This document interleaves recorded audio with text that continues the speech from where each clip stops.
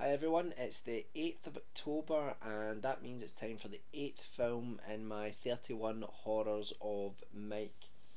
Today's film is The Abominable Snowman, or also known as The Abominable Snowman of the Himalayas. It was released in 1957 by Hammer Studios. It was released, before the big hit of 1958, which was The Horror of Dracula, which really sent Hammer on its way. But some of the films that made just before that, the Quatermass films and this one, The Abominable Snowman, they are a real treat. So this one was directed by Val Guest. It stars Peter Cushing as a mild-mannered botanist who is wanting to investigate the rumours of the Yeti. He's accompanied by an American scientist called Tom Friend, who assembles an American expedition team, and they then go up into the Himalayas in search of the Yeti, or the Abominable Snowman. Before they go there, they're warned by the locals not to go and search for it, that it's a sacred creature and should be left alone.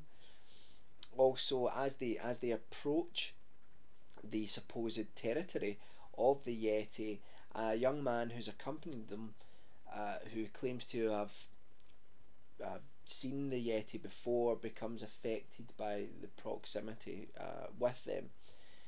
The film is really atmospheric. It's made by it was written by Nigel Neal, who wrote Quatermass, and it was adapted from a previous television show, it was a one-off sort of hour show, which also starred Peter Cushing, and it was adapted for the big screen.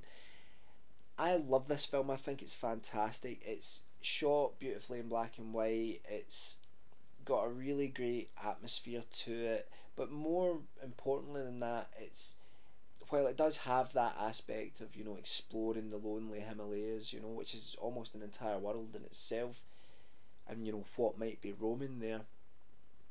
It explores the ideas of science and the way in which scientists sometimes intrude upon the natural world in their search for knowledge, and how some scientists aren't really in it for knowledge, but they're more in it for recognition and fame.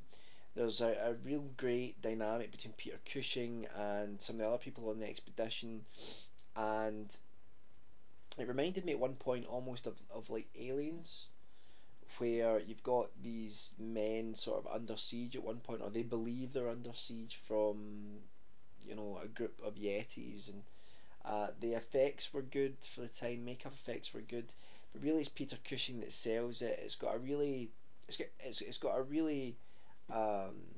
philosophical heart to it. It explores a lot of issues to do with environmentalism, science, technology, all of that, and it's just but it's exciting as well, because you're going on this expedition with these guys. These are the sorts of films which I loved watching when I was a kid. They used to show them sometimes on like a Friday night on BBC Two, and I would just curl up late on a Friday night and I would watch a Hammer horror classic.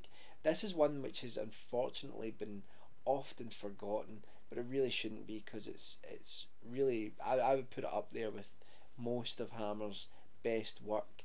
And Peter Cushing shows again that he is just a phenomenal actor in any genre, let alone in horror. So go and check that out. That's The Abominable Snowman. I think there's a DVD release of it. I think it's also part of maybe a Hammer box set. I can't remember, but I would definitely go and check it out. It's phenomenal, and it's one that I do return to every now and then through my ever-growing collection of old VHS tapes which I have. Anyway, so I'm going to stop talking about VHS. Keep talking about it, I don't know what I'm doing. Anyway, so tomorrow will be the 9th, and we're nearly a third of the way in. It's been a blast so far, and I'll see you all then. Keep saluting you all like we're in the army.